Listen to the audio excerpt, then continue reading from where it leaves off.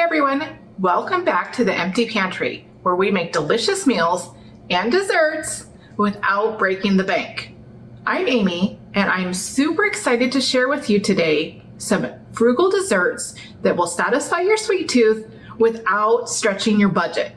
All of these recipes use budget-friendly ingredients and are super simple to make. So if you're ready for something sweet, let's get started. Our first dessert is a rich and velvety chocolate cream pie. This dessert is a chocolate lover's dream, and it is incredibly easy to make. With a few simple ingredients, you can whip up a pie that tastes like it just came from a fancy bakery. The first step we're going to do is we are going to prepare some pudding. So in a large mixing bowl, we're going to pour the pudding mix, and we are going to add to it 2 cups of milk, which is less than the recipe calls for on the box, but we want this to be a little bit thicker as it is the filling for our pie. So mixing the pudding mix and the milk together, we're just going to beat that for a minute or two until it starts to thicken. It will still be a little bit runny because it will do its final set when we pour it into the crust and put it into the refrigerator. So in our pre-made graham cracker crust, you could use the traditional crust if you like. You can buy those in the freezer section. You're just going to bake it ahead of time. Those directions will be on the package. I'm using a graham cracker crust. I think it's really good with this dessert. It gives it a really nice flavor. And I gave the pudding a couple taps just to try to even it out a little bit, and then into the fridge it went. And then about after an hour, I took it out and you'll see that it had set up quite a bit. It was a lot stiffer, and that's what we want before we put our Cool Whip on top. So on top, I'm taking a small thing of whipped topping. I'm not going to use all of it. You can use more of it if you like. I use probably 75% of the container. If you wanted a bigger loft, go ahead and put that whole tub of whipped cream on there. And then we have our chocolate cream pie, and it is ready to go. So at this point, if you wanted to take it to a friend's house or something, you can just put a lid on it and take it. You just want to make sure that it stays refrigerated. And there's what it looks like when it is cut. Such a good pie. It's really yummy. Now there are additional combinations you can make with basically these same ingredients. I'll share 3 of them with you. I'll put more on the blog. There are endless possibilities with this recipe. A simple swap out would be to use vanilla pudding instead of chocolate pudding. You can still use the graham cracker crust, or if you'd like to use a traditional pie crust, you could do that as well. Just make sure that it's cooked ahead of time. A second option would be to make the vanilla cream pie, but then kind of layer some bananas in between the vanilla pudding layers. On this one, the traditional pie crust is really good. You could for sure use the graham cracker crust if you like. If you do the traditional crust, make sure that you follow the directions on the package and that you pre-cook it before putting the pudding in there. Our third option is going to be a combination of both of those together. So the chocolate cream pie, but then we're going to put some bananas in there, layer them in between the pudding. So we're going to make a chocolate banana cream pie. Either crust, the graham or traditional, would be really, really good with this. So those are 3 additional ideas. Like I said, I'm going to put a list on the blog of some other combinations. Next, we have a no-bake cheesecake. It's creamy, tangy, super refreshing, and the best part, you don't even need to turn on the oven. So we're going to start by taking 2 packages of cream cheese that I've set on the counter and softened a little bit. And I'm using my beater to get it a little bit softer, more whipped up. So put that in your bowl, scrape it down as you need. It likes to stick to the sides. And then in that, I'm going to put 1 tub of whipped topping. You can do a little bit less if you like, but I like to do the small size of the whipped topping. And then I'm just mixing that in together. I'm also adding in some powdered sugar and a little bit of vanilla. I forgot to film that part, but that is in there. And so I'm just mixing it up until it's nice and fluffy. You will notice that it is getting kind of thick at this point.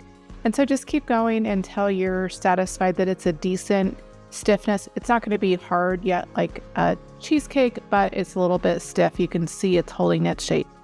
And then a pre-made graham cracker crust. You could use the other kind of crust, but this is definitely more of a cheesecake type of thing. So in that pre-made crust, I'm just going to pour my filling into that. And you can see that it's kind of sticking together. It's definitely firm. It's not just the Cool Whip. So put that in there. I used a spatula to try to smear it around and get it as even as possible. You want to make sure that you don't have like air bubbles underneath. You could see there that it was kind of pulling some of the graham cracker crust. It was pretty sticky. And then I'm just going to make it nice and flat. We are going to put a topping on this. That part is optional, but we are putting a topping on. So I made it nice and flat. And then I put that into the refrigerator. And on the stove, I'm making my own topping. You can totally buy canned pie filling to put on this. That is faster, but I had some strawberries that I needed to use. So I put strawberries equal to about what I thought would cover the top of the pie, which is the size of this pan, and then 1 cup of sugar. And I'm just going to cook this on low until the strawberries are defrosted. They're going to get kind of syrupy. So I'm just kind of mixing it in together. It takes a little bit depending on how much fruit you have. You can use fresh fruit if you like to.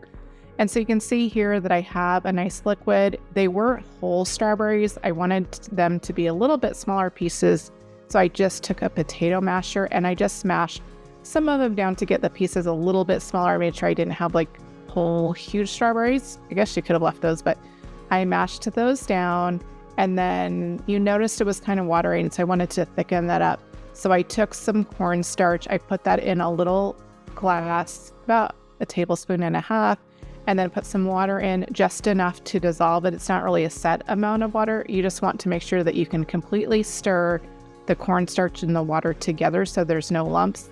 And then we're going to put that in the pan with the strawberries. This is going to take that liquid in there and make it thick like a gelatin. So now it's going to look more like a pie topping that you would see like in a can. So you can see it's nice and thick. Now you do want to let this cool before you put it on the cheesecake because the cheesecake is cold. This is really, really hot because of the sugar. And so I'm going to let it sit for a little bit and then pull my cheesecake out that is quite firm now. I'm going to put my topping on it.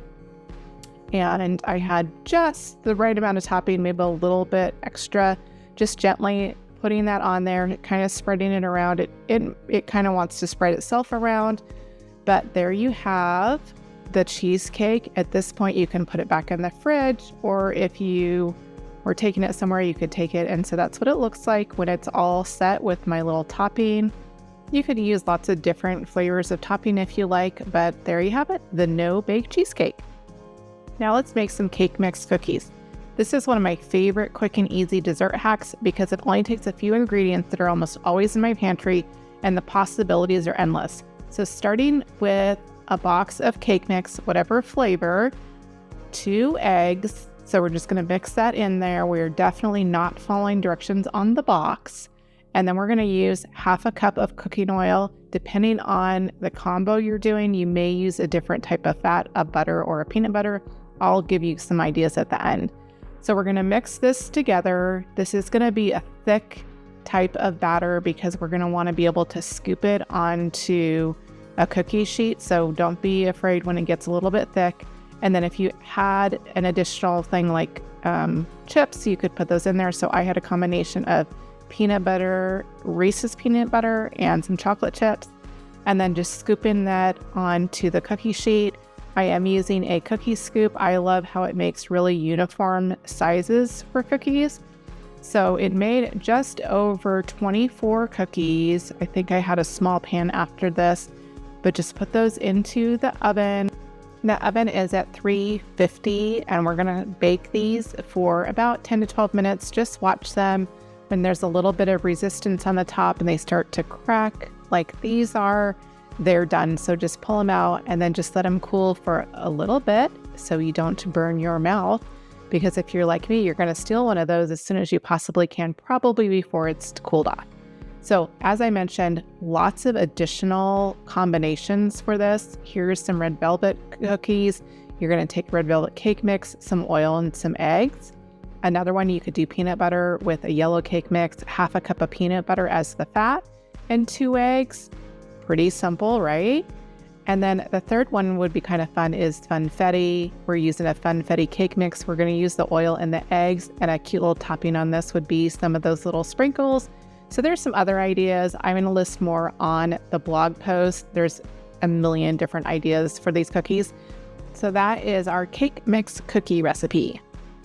Last but definitely not least, we're making a dump dessert or a dump cake. If you've never made one of these before, you're in for a real treat because this dessert is so simple, it almost feels like cheating. So starting with a 9x13-ish baking pan, we're going to coat that in a cooking spray.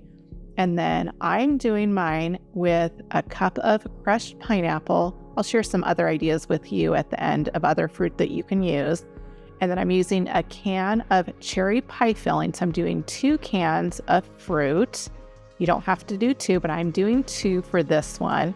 And I'm just spreading that cherry mixture all around nice and even. We don't stir this, so you're gonna, as you do the layers, want to get them as even as possible.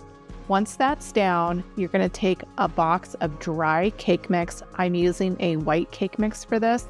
And I'm just gonna evenly spread that over the fruit. Don't worry that it's dry. We're going to take care of that. So just spread it all around. You're going to do the entire bag of cake mix. And once you have that as even as possible, we're not going to pat it down. We want to make sure that it's still fluffy, but you can even it out a little bit if you want.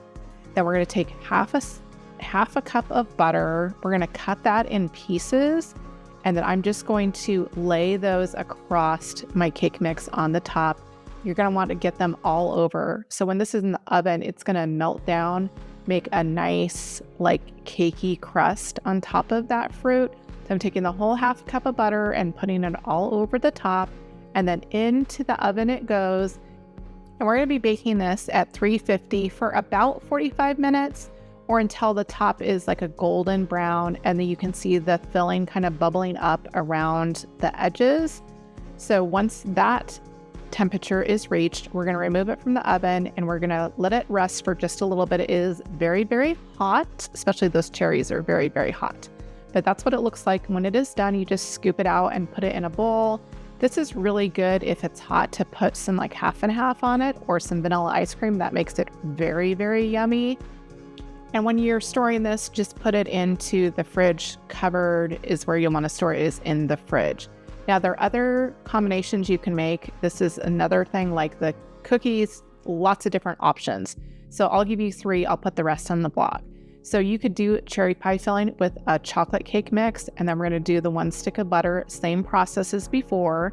Another option would be to do like a blueberry crumble. So blueberry pie filling, a yellow cake mix, and some butter.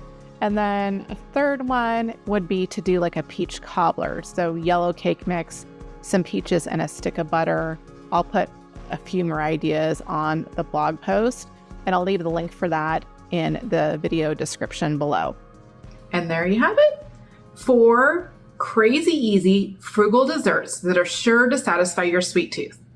So if you're in the mood for a creamy chocolate pie, some rich cheesecake, a warm batch of cookies, one of these recipes has got you covered. The possibilities are really endless with these recipes. It just kind of depends what you have in the pantry and what you're in the mood for. I'm sure the group would love to hear your variation. Leave that in the comments below. Don't forget to like this video and subscribe to the Empty Pantry for more frugal recipes and tips. Until next time, bye.